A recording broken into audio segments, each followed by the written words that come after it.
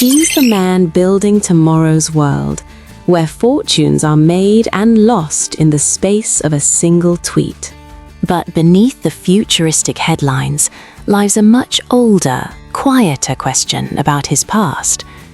Is the Musk family a dynasty of defiant new money, or do they secretly belong to the silent, enduring world of old money? For those of us who believe where you come from is just as fascinating as where you're going, this is the ultimate investigation, and today we find the answer. Our investigation begins not in Silicon Valley, but nearly 1,000 years ago with the Norman conquest of England. This is where we uncover our first clue, the very origin of the surname Musk. To keep everything clear, we'll use a scoreboard, old money on one side, new money on the other. Right now it's a clean slate, 0 to 0. Let's see where the first piece of evidence falls. Our first clue lies buried deep in the name itself, Musk. Linguistic breadcrumbs suggest it could be a variation of Muscagros, the name of a Norman aristocrat who arrived in England with William the Conqueror in 1066. To have a family name potentially stretching back 1,000 years to a foundational moment of English royalty, well, that is a powerful whisper of deep ancestral status. That's a classic signifier of lineage.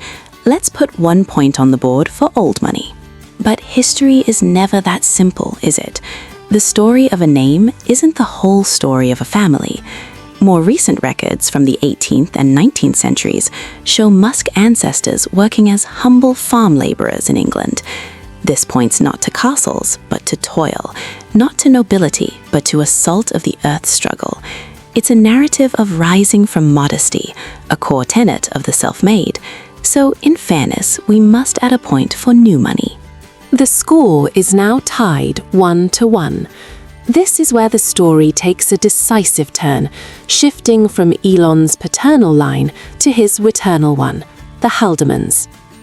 The Haldemans trace their roots back to 15th century Switzerland, a country with its own quiet, powerful brand of old wealth. There's even a Swiss joke that farmers in the Emmental Valley, where the Haldemans originated, are so rich that even the poor ones wash their own Mercedes. This wasn't just folklore. In the late 1800s, the family established the Haldeman Mansion, a stately brick manor overlooking the Susquehanna River in Pennsylvania. Close your eyes and you can picture it, a sprawling estate, the quiet dignity of weathered brick, a physical anchor of wealth passed through generations. A landed family estate is undeniable proof of established status. That's a heavy point for old money. The score is now 2 to 1. And the Haldeman legacy wasn't just financial, it was intellectual and cultural. Elon's great-grandmother, Dr. Almeda Haldeman, wasn't just a doctor, she was the very first chiropractor in all of Canada, a trailblazer who forged a new path. Her husband, Elon's grandfather, Dr. Joshua Haldeman, was a polymath, a doctor, an adventurer who flew his family around the world in a single-engine plane, and a prominent political figure. They were architects of legacy. This wasn't just about making money, it was about shaping society, a core value in the old money ethos of contribution. For this legacy of pioneering and public influence, we have to add another firm point to the old money column. So, as we pause our investigation here, the scoreboard reads a commanding 3 to 1 in favor of old money. With a name stretching back to the Normans, a family estate on American soil, and a legacy of societal contribution, the case seems pretty clear, right? But here's the thing about family stories. They aren't truly carved in ancient stone. They're written in the fresh ink of the generation that comes just before you, the world you're actually born into. And for Elon Musk, that world was shaped almost entirely by two people, his mother, Maye, and his father, Errol. They don't just change the score, they flip the entire board. Let's begin with Elon's mother, Maye. Now, on paper, she's a direct link to the Haldemans' old money prestige. But Maye didn't live the life of a quiet heiress. She became a model and a dietitian. While a respectable career, high-fashion modeling in that era was a public, individualistic pursuit, a world of ambition and self-creation, not inherited status. It's a subtle crack in the facade, a minor point perhaps, but it's the first hint that this generation plays by different rules. We'll add 1 point to the new money side. The score is now 3-2. But the true earthquake in this story is Elon's father, Errol Musk. Errol was, by all accounts, a brilliant and gifted engineer. He was not born into wealth. He became a self-made millionaire in South Africa through consulting and property development. This is the classic new money archetype: intelligence, risk, and a fortune built from scratch. A huge point for new money. But just as quickly as he made it, the fortune proved volatile. The famous story of him owning half an emerald mine? Elon himself has called this exaggerated. It was a high-risk, speculative venture that, like much of Errol's wealth, eventually evaporated. Losing a fortune is just as much a new money trait as making one. That's another point. The score is now tied, 3-3. But it's about to break wide open, because financial volatility isn't the most profound break from the old money script. Old money is built on one sacred principle: the preservation of legacy and the sanctity of the family line. What is a dynasty, if not a clean, unbroken chain of succession? This is where the story darkens, and where the Musk family narrative irrevocably divorces from any notion of aristocratic code. After divorcing Maye, Errol Musk remarried. He became a stepfather.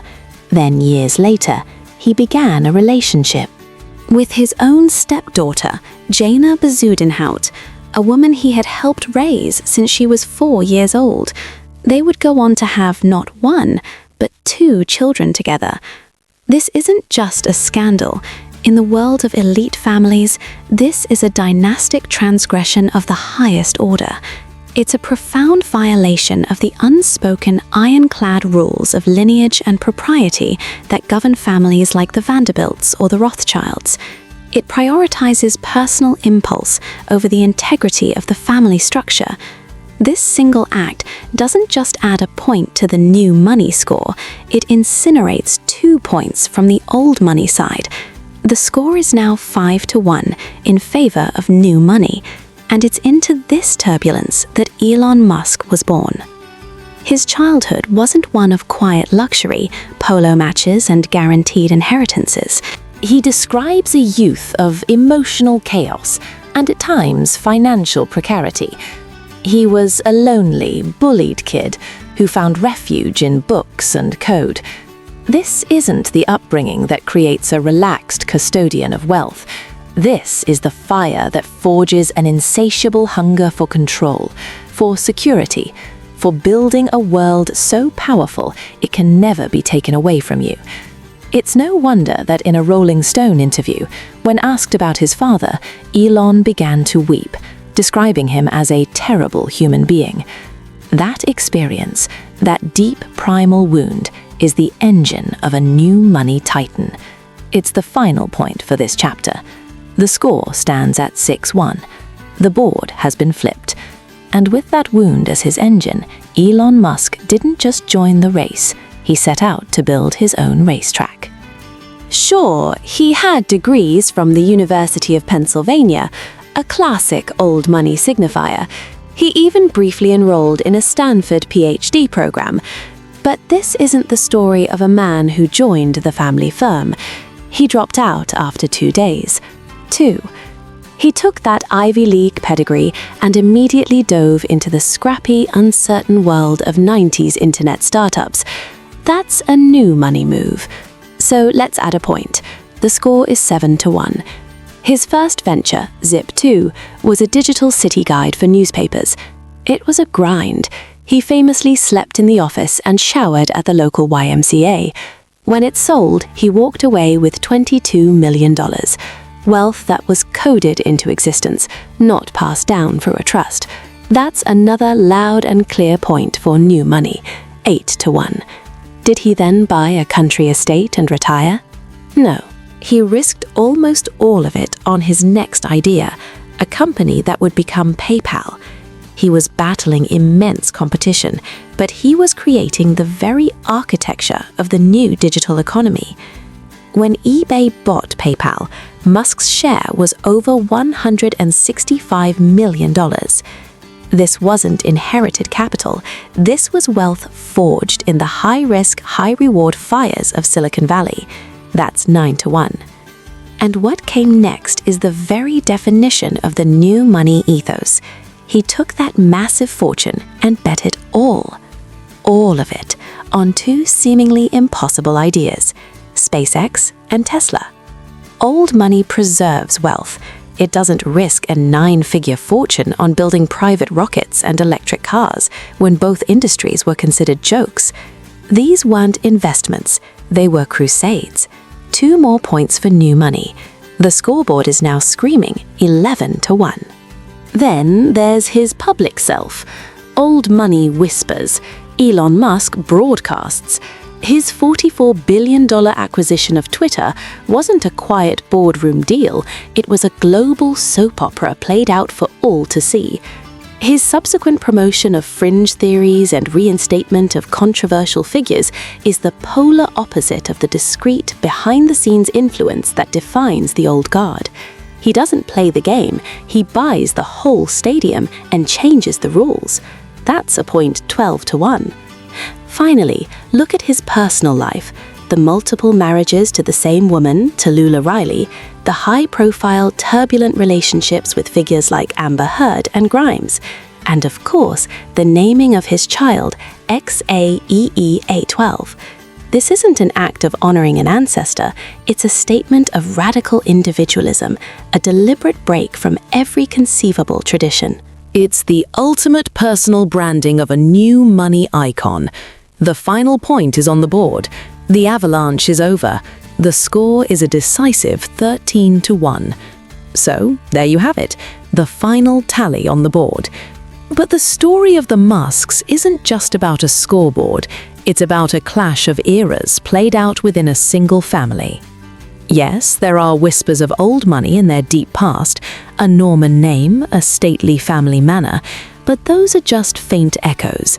The truth, written by the actions of Errol, Maye, and most importantly, Elon himself, is that this is a dynasty of the new, overwhelmingly and defiantly so. In fact, I'd argue Elon Musk isn't just new money, he is an active force against old money, a one-man subversion of its traditions of discretion, stability, and quiet influence. His entire identity is built on disruption, not inheritance. Our analysis is in, but now I'm truly curious to hear your thoughts. Based on everything we've uncovered, what is your verdict? Is the Musk family old money or new money? Drop your answer in the comments below. And if you, like me, are fascinated by these hidden stories of wealth and what they reveal about our world, please consider subscribing and joining our little corner of the internet. Thank you for watching.